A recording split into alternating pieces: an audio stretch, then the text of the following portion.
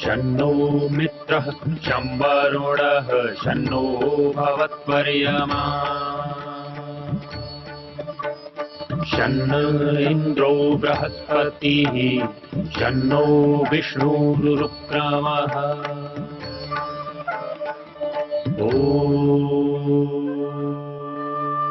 शान्ति शान्ति शान्तिः।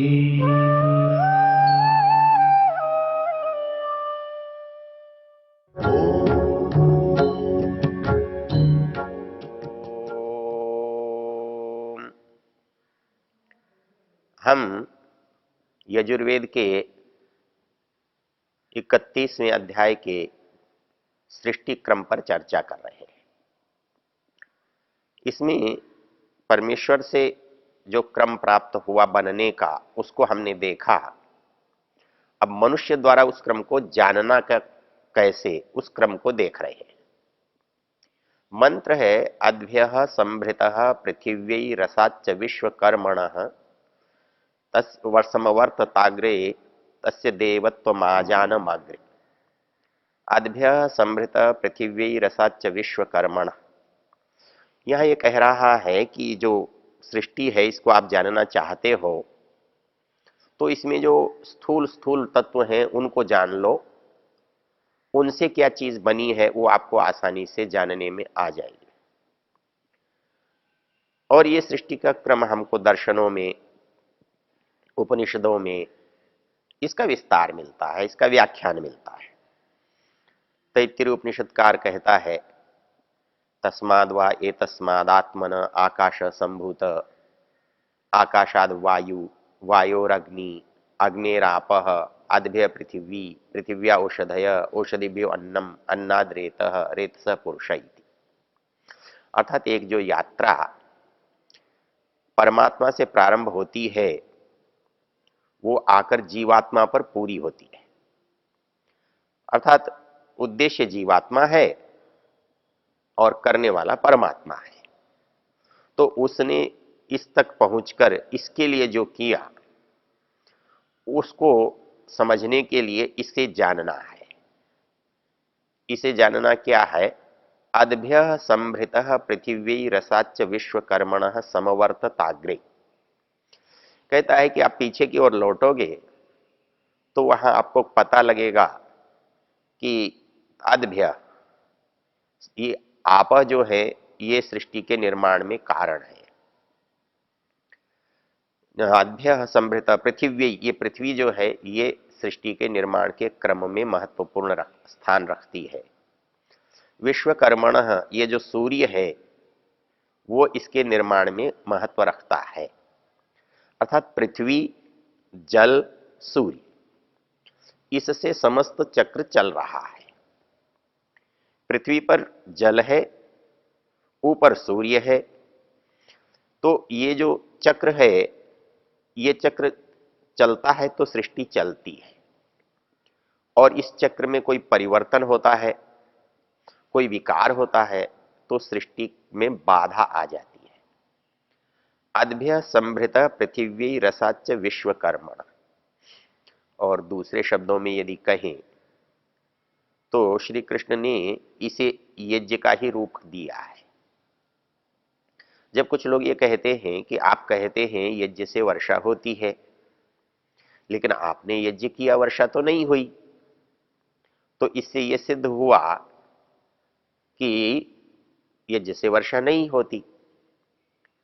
तो ऐसे व्यक्ति को मैं ये कहता हूं कि यदि कोई लोहे से छत बनती है या लोहे से पुल बनता है तो उसका ये अभिप्राय थोड़ा ही है कि जहां हजारों टन लोहा लगना है वहां कुछ छटाक लोहा लगाने से पुल बन जाएगा। क्योंकि यज्ञ विधि है, वो विधि गलत तब हो सकती है जब उस विधि के बिना काम हो। लेकिन संसार में हम देखेंगे कि जो प्रक्रिया इस सृष्टि को चला रही है वो क्या है? एक सूर्य है, वो तप रहा है और उसकी किरणें, प्रखर किरणें पृथ्वी पर पड़ रही हैं। यहां से जो परिवर्तन हो रहा है वो क्या है? वो परिवर्तन हो रहा है, यहां का जितना जल है वो अवशेषित होकर के सोखा जा करके आकाश में अंतरिक्ष को प्राप्त हो रहा है। और अंतरिक्ष से जब जल की वर्षा होती है तो ये सृष्टि रसमय हो जाती है, आनंद देने वाली हो जाती है, आनंददायक पदार्थों को उत्पन्न करने वाली हो जाती है। तो ये जो प्रक्रिया है, ये प्रक्रिया क्या है? ताप से जल का शोषण। ये ताप को काम में लेना क्या है? ये यज्ञ नहीं है। यज्ञ क्या कर रहा है? ताप को उत्पन्न कर रहा है। वही काम कर रहा है जो उस बड़े यज्ञ में हो रहा है। तो उस बड़े यज्ञ में जो काम हो रहा है वो उसी विधि पर हो रहा है, उसी पद्धति पर हो रहा है, और इसलिए वह सफल हो रहा है। परमेश्वर ने यज्ञ किया है और उससे वर्षा हुई है। तो हम यज्ञ करेंगे तो वर्षा न हो तो इसमें कोई त्रुटि होनी चाहिए। त्रुटि उसके उपयोग के प्रकार में त्रुटि हो सकती है, मात्रा में त्रुटि हो सकती है, उसकी पद्धति में त्रुटि हो सकती है। हमने थोड़ा सा यज्ञ करके बड़ी सी वर्षा की इच्छा की, वो कैसे हो सकती है? आप जितनी वर्षा चाहते हैं, उस वर्षा के लिए जितने यज्ञ की अपेक्षा है, जितने ताप की अपेक्षा है, वो आपको करना होगा। तो इसलिए ये नहीं कह सकते कि यज्ञ से वर्षा नहीं हुई। वर्षा जहां भी हुई, जब भी हुई, जिसने भी कराई, वो यज्ञ से ही कराई। यज्ञ वो विधा है, यज्ञ वो पद्धति है जिससे इस संसार का जो क्रम है वो चल रहा है। इसी को गीता ने एक अच्छे शब्दों में कहा है, यज्ञात भवति पर्जन्य यज्ञ कर्म समुद्भव। अर्थात इसके पूरे प्रसंग को यदि हम देखें तो वो एक क्रम बताता है। अर्थात ये संसार एक क्रम से चल रहा है, एक से दूसरा, दूसरे से तीसरा, तीसरे से चौथा, फिर वही का वही आ जाता है। कैसे? वो कहता है, अन्नाद भवन्ति भूतानि पर्जन्याद अन्न संभव यज्ञात भवति पर्जन्यो यज्ञ कर्म समुद्भव। कर्म ब्रह्मोद्भव विद्धि, ब्रह्म अक्षर समुद्भव, तस्मात् सर्वगतम पार्थ नित्यम यज्ञे प्रतिष्ठितम। कहता है इस सारे संसार को आपको समझना है तो उसका एक ही तरीका है, यज्ञ को समझो, यज्ञ को करो, यज्ञ समझ में आ जाएगा। संसार में जो हो रहा है वो यज्ञ है। आप उसके साथ यज्ञ करोगे तो उस प्रक्रिया को आप भी समझ जाओगे। वो कहते हैं अन्नाद भवन्ति भूतानि। इस संसार में प्राणियों का जो जीवन है वो कब चलता है? जब उनको आहार मिलता है, अन्न मिलता है, अपने एक एक को उसका उसका खाद्य मिलता है। अन्नाद भवन्ति भूतानि, लेकिन वो अन्न होने के लिए क्या चाहिए? वो कहते हैं पर्जन्याद अन्न संभव। यदि वर्षा न हो तो ये अन्न उत्पन्न नहीं हो सकता। इस अन्न के लिए पर्जन्य का होना आवश्यक है, वर्षा का होना आवश्यक है, जल का, पानी का गिरना जरूरी है। लेकिन ये पानी गिरेगा कब? कहता बिना यज्ञ किए तो नहीं गिरेगा। क्योंकि इस पानी को जो धरती पर है, जो समुद्र में है, जो नदी तालाब में है, इसको बरसाने के लिए तो ऊपर ले जाना ही पड़ेगा। उसको ऊपर ले जाए बिना आप उसे पहुंचाएंगे कैसे? तो इसलिए वो क्या करना पड़ेगा? वो प्रक्रिया करनी पड़ेगी जिससे पानी ऊपर जा सके। उस प्रक्रिया का नाम यज्ञ है। उस यज्ञ के करने से यज्ञाद भवति पर्जन्य, यज्ञ से पर्जन्य होता है। पर्जन्याद अन्न संभव, और पर्जन्य से अन्न होता है। तो उस यज्ञ को करना हमारे लिए आवश्यक है। इतना ही नहीं, कहता है कि वो यज्ञ जैसे हमको करने के लिए कह रहे हैं ना, वो यज्ञ इस संसार में परमेश्वर के द्वारा भी किया जा रहा है। यज्ञ ब्रह्मोद्भव विद्धि, यज्ञ जो है वो ब्रह्म से हो रहा है, उसका प्रारंभ वहां से है। अर्थात ब्रह्म के द्वारा जो भी क्रियाएं काम किए जा रहे हैं वो सब यज्ञ रूप में उसके द्वारा किए जा रहे हैं। ब्रह्मोद्भव विद्धि, ब्रह्माक्षर समुद्भव। इसलिए वो कहते हैं इस संसार का सारा जो तथ्य है, सारा जो ज्ञान है, वो यज्ञ में निहित है।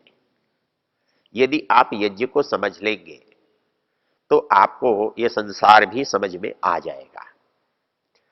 तो इस मंत्र में जो बात कही है, अद्भ्यः संभृतः पृथिवी रसाच्च विश्वकर्मणः तस्य त्वष्टा वेदधद रूपमेति, इससे आगे की जो क्रिया है वो ईश्वर कैसे करता है उसको हम यदि जान लें तो रूपमेति तन्मर्त्यस्य देवत्वम आजानमाग्रे, कहता है कि इस संसार के नियमों को समझना ही देवत्व है। क्योंकि यदि आप नियम समझ गए तो आपका आचरण उसके विरुद्ध नहीं हो सकता। हमें पता है जिस काम को करने से जो लाभ होता है, यदि ये पता है कि इस काम को करने से लाभ है और इस काम को करने से हानि है, तो निश्चित रूप से मनुष्य लाभदायक काम को करेगा और हानि वाले काम को त्याग देगा, छोड़ देगा।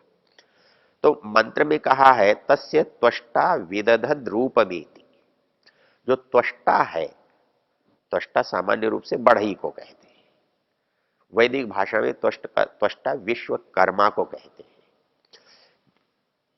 विश्वकर्मा का अभिप्राय है विश्व में जितने कर्म हो रहे हैं, जितनी रचना हो रही है, जितना निर्माण हो रहा है, उसको वो बनाने वाला है, समस्त कर्मों को करने वाला है, इसलिए उसका नाम विश्वकर्मा है। यहां कहा गया तस्य विश्वकर्मण समवर्तता तत्त्वष्टा वेदधत, त्वष्टा जो है परमेश्वर जो है, विश्वकर्मा है, वो इसको वेदत बना रहा है। उस रूप को जब हम देखते हैं, उस नियम को हम जब समझते हैं, तो वो ये कहता है कि उस नियम को समझना ही देवत्व को प्राप्त करना है।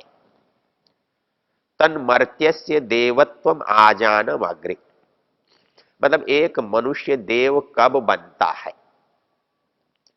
मनुष्य को हमारे यहां वर्तमान में जीने वाला कहा गया है, अर्थात जो वर्तमान में जीता है उसे मनुष्य कहते हैं, और जो भविष्य में देखता है उसे देव कहते हैं। जिसकी दृष्टि में दिव्यत्व है, परोक्ष देखने की आदत और इच्छा है, परिणाम को जानने की क्षमता है, वो देव है।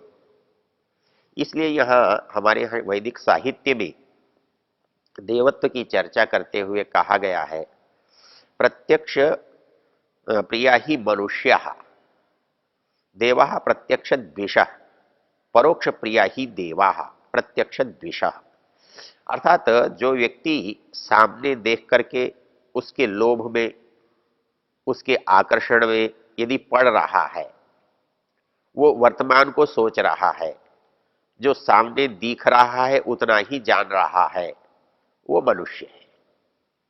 कहता है उसे देव बनना है, क्या करना पड़ेगा? कहता है उस प्रक्रिया को समझना पड़ेगा जिससे ये सामने वाला रूप आया है। तस्य देवत्व माजान अग्रे, तो वो यदि ज्ञान है वो उसे देव बना देता है। यदि हम गीता के शब्दों में इसे समझे, वो वहां एक श्लोक में कहते हैं या निशा सर्वभूतानां तस्याम जागर्ति संयमी यस्याम जागृति भूतानि सा निशा पश्यतो मुने। वहां उन्होंने उसे मुनि कहा है। और वो मुनि मनुष्य से कैसे बड़ा है, उससे उसमें क्या अलग है, क्या भिन्नता है। तो वो कहते हैं कि आदमी जब निश्चिंत होता है, आदमी जब अनजान होता है, बेफिक्र होता है, बेफिक्र रहना या रात समझना बराबर है। आदमी जब सोता है चिंता के साथ नहीं सो सकता है, चिंता के साथ तो उसे जागना पड़ता है। उसको सोचने के लिए जागना अनिवार्य है। और यदि उसे सोचना नहीं है तो सोने में कोई अंतर नहीं पड़ता। तो वो कहते हैं या निशा सर्वभूताना। जहां तक सामान्य लोग हैं वो जब सोते रहते हैं, असावधान होते हैं, निश्चिंत होते हैं, तब एक देव व्यक्ति, एक मुनि व्यक्ति जागता हुआ होता है, चिंता करता हुआ होता है। और उस चिंता में उसे वो रात रात नहीं दिखती, क्योंकि जब सोचता है तो वो जागता हुआ होता है। तो इस मंत्र में जो बात कही है कि मनुष्य को देव बनना है, तो देव बनने के लिए जो संसार का नियम है, जो संसार की प्रक्रिया है, आप उसको समझ लीजिए। क्योंकि बनाने वाला भी तो देव ही है। जिस प्रक्रिया से, जिस नियम से उसने इस चीज को बनाया है, इसलिए तो वो देव है, दिव्य है, महान है। और यदि आप भी उस चीज को जान लेते हैं और समझ लेते हैं तो आप भी देव बन जाएंगे। तो इस मंत्र में जो बात कही गई है उसको हम यदि संक्षेप में कहें, अद्भ्य संभृत पृथिवी रसाच विश्वकर्मण समवर्तताग्रे। पहले से ये बात हो रही है, ये नियम चल रहा है। और उस नियम को किसने बनाया है? त्वष्टा, बनाने वाले ने बनाया है, उस पुरुष ने बनाया है, ईश्वर ने बनाया है। उसको यदि कोई पहचान जाता है, उसको कोई समझ लेता है, तस्य त्वष्टा विदधद रूपमेति। वो क्या हो जाता है? मर्त्यस्य देवत्व। जो मर्त्य था, मर्त्य मनुष्य को कहते हैं, क्योंकि वो मरण धर्मा है, वो मरणशील है, वो जायते म्रियते के सिद्धांत में चलता जीता है। तो वो मर्त्य जो है वो देवत्व को प्राप्त हो जाता है, वो मर्त्यत्व से छूट जाता है जब इस संसार के बनाने वाले के द्वारा बनाए गए वस्तुओं को देखकर उनके नियमों को वो समझ लेता है, तो वो देवत्व को प्राप्त होता है। इसलिए यदि आप इस संसार को जानना चाहते हैं तो आपको देवत्व प्राप्त करना होगा। ओ